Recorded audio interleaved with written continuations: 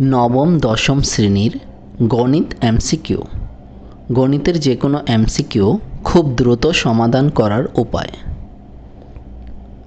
১ নং প্রশ্ন, একটি গাড়ির চাকার ব্যাস ৪.২ মিটার। গাড়িটি ৩৩০ মিটার পথ অতিক্রম করতে চাকাটি কতবার ঘুরবে? এই ক্ষেত্রে 4.2 এবং পাইয়ের গুণফল দ্বারা ৩৩০কে ভাগ করলেই উত্তর হয়ে যাবে, অর্থাৎ চাকাটি ২৫ বার ঘুরবে। অ্যান্সার খ 25।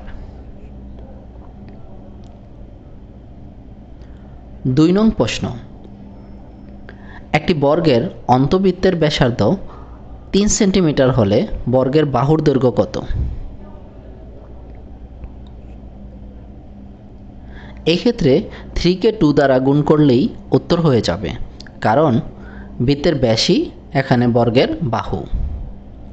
তাহলে উত্তর হবে ঘ, অর্থাৎ 6। অ্যান্সার ঘ 6।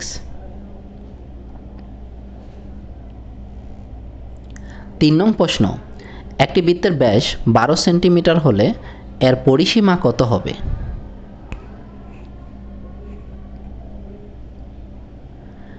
এই ক্ষেত্রে 12কে পাই দ্বারা গুণ করলেই উত্তর হয়ে যাবে, তাহলে উত্তর হবে ক, অর্থাৎ 37.70 সেন্টিমিটার। অ্যান্সার ক। ৪ নং প্রশ্ন, একটি বৃত্তের ব্যাস 26 সেন্টিমিটার হলে এর পরিসীমা কত হবে? এই প্রশ্নের উত্তর ৩ নং প্রশ্নের অনুরূপ হবে, অর্থাৎ অ্যান্সার হবে খ 81.68।